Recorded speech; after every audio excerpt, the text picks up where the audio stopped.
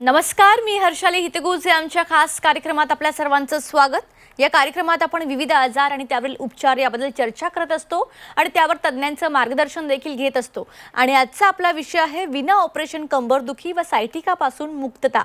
आणि यावर चर्चेसाठी आपल्या स्टुडिओमध्ये आहेत डॉक्टर किरण शेटे। डॉक्टर, स्वागत आहे तुमचं। नमस्कार। डॉक्टर किरण शेटे हे पुणे येथील प्रख्यात अस्थिरोग तज्ञ आहेत, तसेच ते विना ऑपरेशन वेदनामुक्तीसाठी प्रसिद्ध असलेल्या स्पायनॉलॉजी क्लिनिकचे संस्थापक व संचालक आहेत। त्यांनी वेदनामुक्ती या विषयावर विस्तृत लिखाण देखील केलेलं आहे व विविध शोध निबंधही लिहिलेले आहेत। इंटिग्रेटिव्ह मेडिसिनमध्ये ते देशामध्ये एक अग्रगण्य थॉट लीडर म्हणून गणले जातात। चला तर मग आता विषयाला सुरुवात करूयात। तर डॉक्टर, सगळ्यात पहिला प्रश्न, सायनॉलॉजी क्लिनिकमध्ये विना ऑपरेशन वेदनामुक्ती होते हे तर सर्वांनाच माहिती आहे, पण नेमके कोणत्या पद्धतीचे रुग्ण तुमच्याकडे येतात? तर स्पायनॉलॉजी क्लिनिक आम्ही जेव्हा चालू केलं त्यावेळेला याच्या मागचा मुख्य उद्देश हाच होता की जे काही रुग्ण हे वेगवेगळ्या वेदनांनी त्रस्त आहेत, अशा रुग्णांना प्रत्येक वेळी ऑपरेशनच करायला का लागावं, आपण ऑपरेशनशिवाय त्यांना काही बरं करू शकतो का, त्यांना आपण योग्य उपचार देऊ शकतो का, आणि जे काही ऑपरेशनशिवाय आपण त्यांना वेदनामुक्ती देतोय ती लॉंग टर्म म्हणजे पूर्ण वेळासाठी ती राहू शकेल का। आणि त्या दृष्टीनं मी स्वतः ऑर्थोपेडिक सर्जन असल्यामुळे मी मानदुखी, पाठदुखी, सांधेदुखी आणि अशा वेगवेगळ्या प्रकारच्या दुखण्यांचे पेशंट्स बरेचसे पाहत होतो। आणि त्यातनं मी बरंचसं संशोधन करून आम्ही एक इंटिग्रेटिव्ह मेडिसिन असा सेटअप चालू केला। आणि त्याच्यामध्ये अर्थातच मानदुखी, पाठदुखी, सांधेदुखी, गुडघेदुखी, शरीरातले वेगवेगळे मस्क्युलोस्केलेटल रिलेटेड जे आजार आहेत त्या सगळ्यांची दुखणी घेऊन रुग्ण आमच्याकडे येतातच। पण त्याचबरोबर आमच्याकडे अल्गियाट्री नावाची स्पेशालिटीसुद्धा आम्ही डेव्हलप केली आहे, ज्याच्यामध्ये हेडेक किंवा न्यूरोपॅथीचे पेन्स अथवा कॅन्सर रिलेटेड पेन्स ह्या प्रकारचे रुग्ण देखील आमच्याकडे ट्रीटमेंट घेण्यासाठी येत असतात। नक्कीच। डॉक्टर, सायटिका हा शब्द बरेच वेळा कानावर पडतो, पण सायटिका म्हणजे नेमकं काय? सायाटिका हा खरं तर ऐकल्यावर बऱ्याच जणांना धडकी भरते। सायाटिका ही बेसिकली आपल्या शरीरामध्ये सर्वात जी मोठी नस आहे, नव आहे, त्याला सायाटिक नव म्हणतात, जी कमरेतनं L4, L5, S1, S2, S3 ह्या लेवलच्या मणक्यांमधनं चालू होते आणि ती आपल्या बटक्समधून म्हणजेच नितंबामधून पायामध्ये पूर्णपणे अंगठ्यापर्यंत जाऊन सप्लाय करते, ताकदही देते आणि तिथनं संवेदना पण घेऊन जाते। ह्या नवला जर काही त्रास झाला किंवा इरिटेशन झालं तर पायामध्ये दुखणं चालू होतं आणि ह्या दुखण्याला कमरेपासून जे पायामध्ये जातं त्याला सायाटिका असं म्हणतात, कारण हे सायाटिक नवपासून आलेलं असतं। आता हे दुखणं वेगवेगळ्या कारणांमुळे येऊ शकतं। अर्थात वेगवेगळी कारणं जर आपण पाहिली तर त्याच्यामध्ये सगळ्यात जास्त प्रमाणात जे कारण दिसतं ते म्हणजे स्लिप डिस्क। आणि आपण स्लिप डिस्क हा शब्दही बऱ्याच वेळेला ऐकलेला असेल। स्लिप डिस्क म्हणजे दोन मणक्यांमध्ये, म्हणजे मी आता तुम्हाला ह्या एका बोन मॉडेलमध्ये थोडक्यात एक रचना दाखवतो। हे एक मणक्याचं हाड आहे, याला व्हर्टिब्रा म्हणतात, त्याच्या खाली एक हाड आहे आणि ह्या दोघांमध्ये ही एक चकती आहे। तर ही चकती म्हणजेच गादी ही त्यामध्ये शॉक अब्झॉर्बरचं काम करत असते। ज्यावेळेला मणक्याची हालचाल होते, आपण बसतो उठतो, त्यावेळेला ती शॉक अब्झॉर्बरचं काम करत असते। जेव्हा ती चकती काही कारणास्तव आपल्या जागेवरनं मागे सरकते, या ठिकाणी तुम्ही पाहत असाल की हे लाल रंगाने इथे दाखवलेलं आहे की ती चकती आपल्या जागेवरनं मागे आली आहे आणि तिथून जाणारी नस आहे त्याच्यावर दबाव देते। त्यावेळेला त्या नसेवर दबाव आल्यामुळे ते ज्या नसेचं जे सप्लाय आहे ते पायामध्ये आहे आणि ही मी जसं मगाशी म्हणालो की कमरेतनं ती नर्व्ज निघतात आणि सायाटिका नर्वमध्ये जातात, तर त्या ठिकाणी पायामध्ये दुखणं चालू होतं आणि त्याला सायाटिक। सो ही सगळ्यात कॉमन रिझन आहे ज्याच्यामध्ये स्लिप डिस्क होते।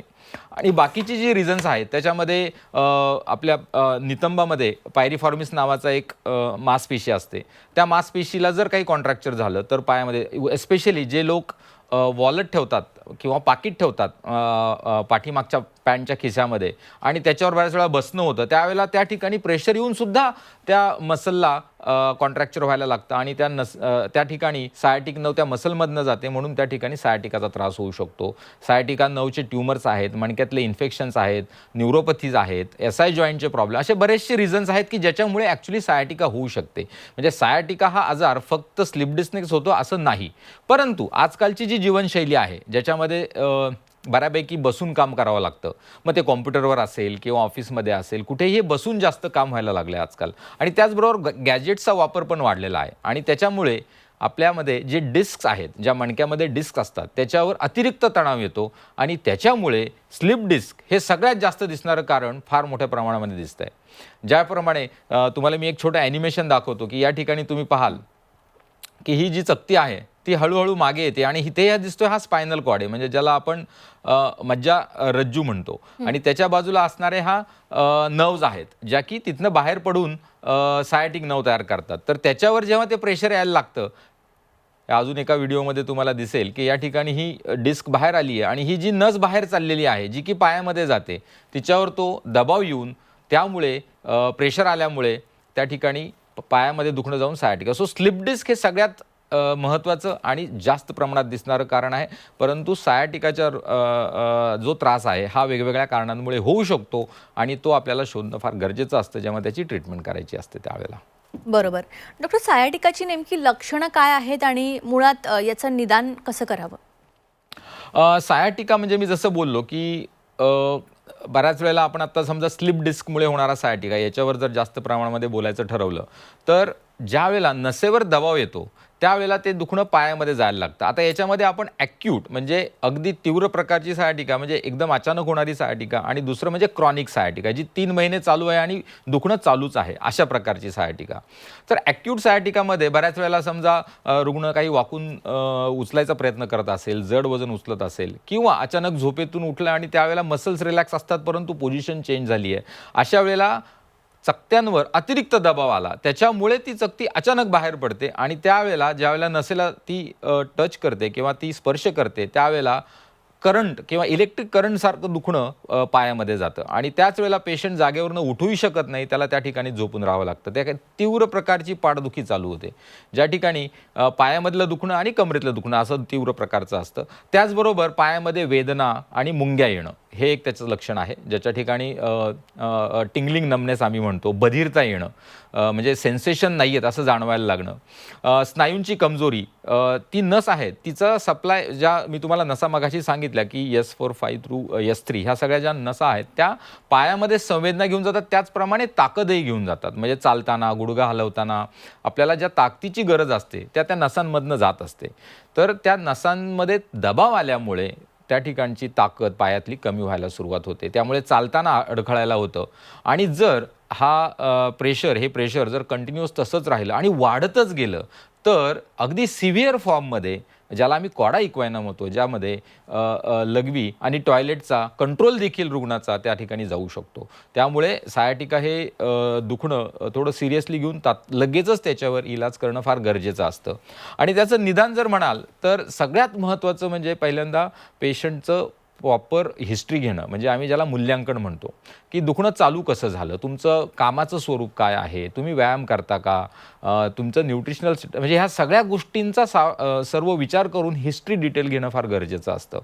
आणि त्यानंतर प्रॉपर डिटेल एक्झामिनेशन करणं म्हणजे सखोल परीक्षण करणं ज्याच्यामध्ये वेगवेगळ्या प्रकारच्या तपासण्या रुग्णाच्या केल्या जातात. त्याच्यामध्ये मग सायाटिकाचं दुखणं मी जसं मगाशी सांगितलं की वेगवेगळ्या कारणांनी येतं, तर त्यातलं अचूक कारण शोधणं हे फार गरजेचं असतं, म्हणजे आपल्याला इलाजसुद्धा एकदम अचूक आणि योग्य करता येतो. वेगवेगळ्या तपासण्या ज्यावेळेला आपण म्हणजे एक्झामिनेशन्समध्ये आपण ज्यावेळेला परीक्षण करतो त्यामध्ये ताकद काही कमी झाली आहे का, संवेदना काही कमी झाल्यात का, हे सुद्धा आपण त्याच्यामध्ये शोधत असतो. आणि त्यानंतर जर गरज लागली तर किंवा आपण कुठल्या लेवलची चकती सरकलेली आहे किंवा मणक्यात अजून काही त्रास आहे का हे पाहण्यासाठी एक्सरे, CT स्कॅन किंवा MRI स्कॅन हाही केला जातो. एक्सरेमध्ये जर म्हणाल तर बऱ्याच वेळेला 2 मणक्यांमध्ये जशी 2 व्हर्टिब्रे आहेत, मणक्या आहेत, ती हाडाची स्ट्रक्चर असतात आणि मध्ये जी चकती आहे ही सॉफ्ट टिश्यू स्ट्रक्चर आहे.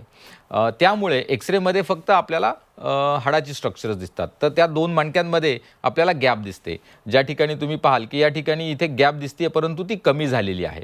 ही गॅप कमी झाली आहे म्हणजे काय, तर त्या ठिकाणची जी चकती आहे ती शक्यतो मागे सरकली असावी. तर अशा पद्धतीनं मणक्यात जी आपण गॅप कमी झाली आहे म्हणतो ते म्हणजे चकती सरकून मागून नसेवर दबाव येत असावा. परंतु सायाटिकाचा डायग्नोसिस करण्यासाठी एकदम गोल्ड स्टँडर्ड इन्व्हेस्टिगेशन आम्ही ज्याला म्हणतो ते म्हणजे MRI स्कॅन, ज्याच्यामध्ये सॉफ्ट टिश्यू स्ट्रक्चर्स खूप छान आणि चांगल्या पद्धतीनं दिसतात आणि आपल्याला चकत्या किती सरकल्या आहेत, कुठल्या नसांवर दबाव येतोय, चकतीच सरकली आहे की दुसरा काही अजून आजार आहे, हे सगळं अगदी सखोल निदान त्या ठिकाणी करू शकतो. फार रेअरली कधी आम्हाला nerve conduction studies, EMGs, blood test ह्या गोष्टीसुद्धा करायला लागतात. परंतु सगळ्यात महत्त्वाचं निदान जे केलं जातं ते म्हणजे क्लिनिकल एक्झामिनेशन, हिस्ट्री आणि MRI स्कॅन. नक्कीच. डॉक्टर किरण, सायाटिका आणि पाठदुखीसाठी मोस्टली ऑपरेशनच सजेस्ट केलं जातं, पण तुमच्या क्लिनिकमध्ये विदाऊट ऑपरेशन सायाटिकाच्या वेदना मुक्ती मिळते, तर ते तुम्ही कशा प्रकारे करता? राईट. सो ज्यावेळेला सुरुवातीचे आपण असं म्हणूया की ॲक्यूट पेन किंवा खूप दुखणं घेऊन ज्यावेळेला रुग्ण येतात त्यावेळेला आम्ही प्रथमतः अर्थातच त्यांना वेदना शमन करणं हे फार गरजेचं असतं. मग त्या ठिकाणी थोडी रेस्ट घेणं, त्याचबरोबर आईस पॅक देऊन त्या ठिकाणचं इन्फ्लेमेशन कमी करणं, त्यानंतर काही अँटी इन्फ्लेमेटरी मेडिकेशन्स देणं, त्याला आम्ही NSAIDs म्हणतो. काही ठिकाणी ओरल स्टेरॉइड्ससुद्धा दिले जातात ताकी इन्फ्लेमेशन इमिजिएटली कमी व्हावं. त्याचबरोबर फिजिओथेरपी किंवा फिजिकल थेरपी ज्याच्यामध्ये इलेक्ट्रोथेरपी मोडॅलिटीज वापरल्या जातात आणि त्यामुळे वेदना कमी होण्यासाठी मदत होते. जसा जसा रुग्ण बरा होत जातो तशा काही व्यायाम त्याच्यामध्ये दिले जातात. म्हणजे मणक्याची सपोर्ट करणाऱ्या ज्या मसल्स आहेत, ज्यांना आम्ही कोर मसल्स म्हणतो, त्या स्ट्रेंथन केल्या जातात आणि त्याला एक पर्टिक्युलर पद्धतीनं करावं लागतं. रँडमली तुम्ही काहीतरी टेम्पलेट घेऊन घरी करून त्याचा उपयोग नसतो. त्याला स्टेप बाय स्टेप स्ट्रेंथनिंग करावं लागतं. त्यानंतर ह्याचबरोबर दुखणं आलंय त्याच याला महत्त्वाचं कारण असतं आपलं चुकीचं पोश्चर म्हणजे आपली बसण्याची, झोपण्याची, चालण्याची, काम करण्याची जी काही ढब आहे ती. तर याच्यामध्ये आपल्या ज्या सवयी आहेत त्याच्यामध्ये काय बदल करायचे ते डिटेलमध्ये तुम्हाला सांगितले जातात, ज्याला अर्गोनॉमिक्स असं म्हणतात.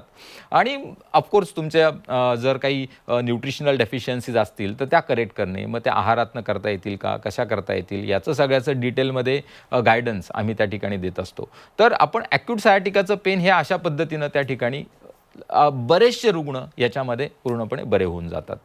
बरोबर. डॉक्टर किरण, स्पाइन इंजेक्शन आणि त्याचबरोबर इंटरडिसिप्लिनरी थेरपी हे एक्झॅक्टली काय असतं याबद्दल आमच्या प्रेक्षकांना पण माहिती सांगा. जे रुग्ण मी जसं बोललो की ॲक्यूट असतात त्यांना आपण ह्या सगळ्या आधीच्या ट्रीटमेंट्सनं प्रयत्न करत असतो बरं होणे आणि बरेचसे होतातही. परंतु जे रुग्ण त्यानं बरे होत नाहीत आणि त्यांना जेव्हा आम्हाला कळतं की नाही किंवा आम्ही पहिल्या दिवशी पाहिल्यानंतर लक्षात येतं की या रुग्णाला कदाचित आपल्याला स्पायनल इंजेक्शन थेरपी करायला लागणार आहे, त्या रुग्णांना स्पाइन इंजेक्शनची थेरपी दिली जाते. रादर मी तुम्हाला एक आमच्याकडे 83 वर्षाच्या आजी आल्या होत्या आणि त्यांना सायाटिकाचा आजार झाला होता. तर त्यांना आम्ही कसं बरं केलं हे त्यांच्याच तोंडून आपण ऐकूया आणि मग मी तुम्हाला एक्सप्लेन करतो की एक्झॅक्टली ह्या इंजेक्शन्स आणि हे म्हणजे काय आहे आणि कसे केले जातात. नक्कीच. महिन्यापूर्वी लडखडत दुसऱ्याच्या मदतीनं कशी बशी चालत आलेली मी या उपचारानं इतकी आता तुमच्याशी नीट उभी राहून तुमच्याशी बोलू शकते. तिचं मणक्याचं ऑपरेशन करायला सांगितलं होतं, त्या चिंतेतच होतो मी. प्रथम जो डॉक्टरांनी इंजेक्शन मला दिली त्यामुळं माझं निम्मा आजारच नाहीसा झाला होता. त्या इंजेक्शन नंतर जो कोर्स आहे तो कोर्स आपण जर केला किंवा हे जे असिस्टंट डॉक्टर मनपूर्वक घेत असतात तो केल्यावर आपले बाकीच्या अवयवात शक्ती आल्यामुळं आपण नीट उभं राहू शकतो. आणि तुम्ही प्रत्यक्ष पुन्हा जर हा आजार वाटत असेल तर नक्की ह्या हॉस्पिटल आल्यावर बरं झाल्याशिवाय राहणार नाही. तर आपण आत्ताच पाहिलं की ह्या 83 वर्षांच्या आजी आमच्याकडे अगदी लडखळत आल्या होत्या आणि त्यांना आम्ही आमच्या स्पायनॉलॉजी क्लिनिकमध्ये स्पायनल इंजेक्शन करून त्यानंतर इंटरडिसिप्लिनरी थेरपीज आम्ही दिल्या होत्या आणि त्यातनं त्या पूर्णपणे बऱ्या होऊन आता सगळं घरातलं काम करू शकतात. त्यांना काहीही अडचण येत नाही आहे. सो याच्यामध्ये स्पायनल इंजेक्शनचे बरेचसे प्रकार आहेत. आत्ता सायाटिकासाठी स्पेसिफिकली आम्ही इपिड्युरल इंजेक्शन देतो आणि त्याच्यामध्ये सुद्धा फार स्पेसिफिक ट्रान्सफॉरामिनल इपिड्युरल इंजेक्शन याचा आम्ही समावेश करतो. त्याचं कारण असं आहे की ज्या ठिकाणी चकती सरकली आणि नसेवर दबाव देतो आहे त्या ठिकाणी इन्फ्लेमेशन तयार झालं आहे त्याच ठिकाणी जाऊन हे इंजेक्शन देणं फार गरजेचं असतं. बऱ्याच वेळेला काही इंजेक्शन्स फेल का होतात, कारण त्या ठिकाणी जे औषध द्यायचं आहे आपल्याला ते योग्य ठिकाणी डिलिव्हर करणं फार महत्त्वाचं असतं. सो ट्रान्सफॉर्मिनल एपिड्युरल इंजेक्शन हे त्या ठिकाणी दिलं जातं. हे इंजेक्शन अगदी सेफ आहे. डे केअर प्रोसिजरमध्ये केलं जातं. म्हणजे रुग्ण येऊन इंजेक्शन करून तासाभरात चालत घरी जातो अगदी पेन रिलीफ घेऊन. अंडर सिया म्हणजे लाईव्ह एक्सरे गायडन्समध्ये हे इंजेक्शन केलं जातं. त्यामुळे त्याच्यामध्ये बिलकुल सेफ्टी असते. स्थानिक भूल म्हणजे या ठिकाणी पूर्णपणे पेशंटला झोपवण्याची गरज नसते. पेशंट जागरूक असतो आणि त्या ठिकाणी पेशंटची बोलता बोलता हे इंजेक्शन केल्यामुळे जागच्या जागी भूल दिली जाते ज्या ठिकाणी फक्त आपण सुई लावणार आहोत. त्यामुळे रुग्णाला दुखत सुद्धा नाही किंवा जाणवत पण नाही की इंजेक्शन चालू आहे किंवा झालेलं आहे.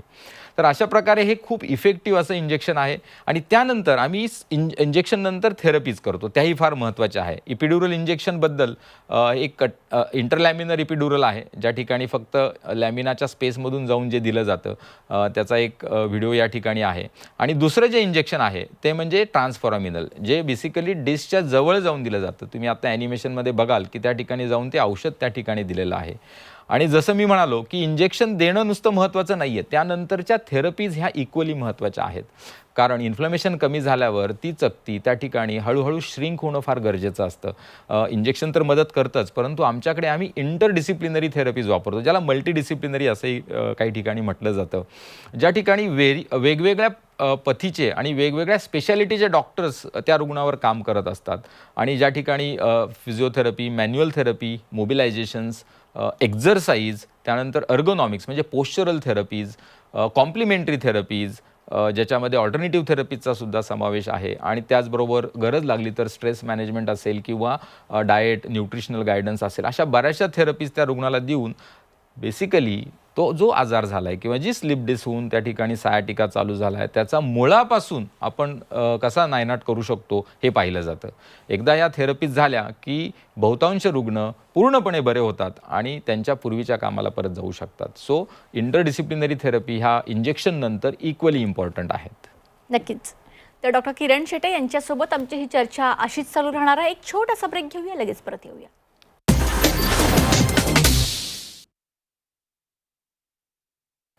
ब्रेकनंतर आपल्या सर्वांचं पुन्हा एकदा स्वागत. विना ऑपरेशन कंबरदुखी व सायटिकापासून मुक्तता या विषयावर डॉक्टर किरण शेटे यांच्यासोबत आपण चर्चा करत होतो. तर पुन्हा एकदा चर्चेकडे वळूयात.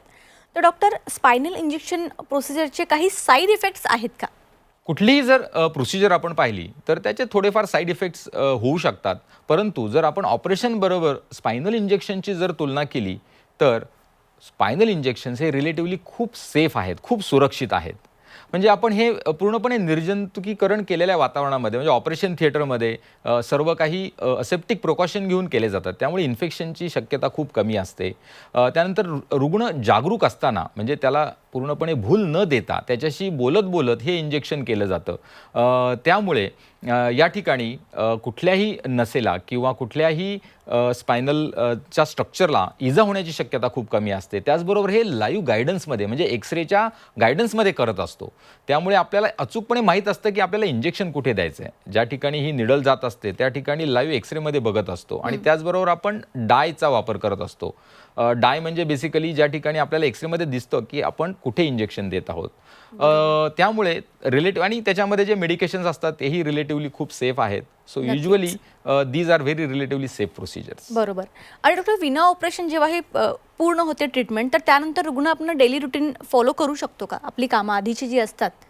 निश्चितच रादर आमचा उद्देशच हा असतो की येणाऱ्या प्रत्येक रुग्णाने आपलं जे काही डेली काम आहे ते परत करावं. इनफॅक्ट मी एक छोटासा तुम्हाला इथे आमच्या रुग्णाची प्रतिक्रिया दाखवतो, त्यातनं तुम्हाला अंदाज येईल. दिनकर माने, माझे वडील दिनकर नारायण माने, गाव मसवड. आमच्या वडिलांना कमरेपासून खाली चालता येत नव्हते, खूप त्रास होता. आम्ही पहिल्यांदा इंजेक्शन केले. 10 दिवसानंतर त्यांनी सांगितले की व्यायाम तुम्ही या. 10 दिवस आल्यानंतर आमच्या वडिलांना 90% फरक पडला. आम्ही 2 महिन्यानंतर आल्यानंतर बाबांची बाबा स्वतः त्यांची कामे करू शकतात. त्यांना चालता फिरता एकदम व्यवस्थित येतं. सो तुम्ही आत्ताच पाहिलं की रुग्ण परत सर्व काम करू शकतात. इनफॅक्ट आमच्याकडे हाऊसवाईफ्स असतात, गृहिणी आहेत, कॉम्प्युटरवर काम करणारे लोक आहेत, स्पोर्ट्समन्स आहेत, शेतकरीज आहेत. आणि इनफॅक्ट आमच्याकडे रिसेंटली काही वर्ष आत्ता 2 वर्षापूर्वी एक मुलगा आला ज्याला त्याची PSIची फिजिकल टेस्ट द्यायची होती आणि त्याचं थेअरी क्लिअर झालं होतं, परंतु त्याला सायटिकचा अनफॉर्च्युनेटली त्रास सुरू झाला. 6 महिन्यात त्याला आता काही करून ती एक्झाम देणं गरजेचं होतं. आमच्या ट्रीटमेंटमध्ये तो इतका पूर्ण बरा झाला की ज्याला ॲक्च्युली स्ट्रेचरवर आणलं होतं, परंतु तो ती एक्झाम देऊन आज PSI सुद्धा झालेला आहे. सो पूर्णपणे रुग्णाने त्याचं काम परत करावं आणि आयुष्य एन्जॉय करावं, हाच ऑपरेशन शिवायच्या ट्रीटमेंट मागचा मी म्हणेन यश आहे. नक्कीच तुम्ही या ठिकाणी आलात आणि खूप चांगलं मार्गदर्शन आमच्या प्रेक्षकांना केलं, त्यासाठी तुमचे मनापासून धन्यवाद. थँक्यू, धन्यवाद. तर स्पायनॉलॉजी क्लिनिकमध्ये विना ऑपरेशन विदाऊट पेन ट्रीटमेंट केली जाते. विना ऑपरेशन कंबरदुखी व सायटिकापासून मुक्तता या विषयावर डॉक्टर किरण शेटे यांनी अत्यंत योग्य असं मार्गदर्शन या ठिकाणी केलेलं आहे. त्यांचे नंबर स्क्रीनवर फ्लॅश होत आहेत, तुम्ही त्याद्वारे त्यांना कॉन्टॅक्ट करू शकता. कार्यक्रमात आता वेळ झाली इथेच थांबण्याची. नमस्कार.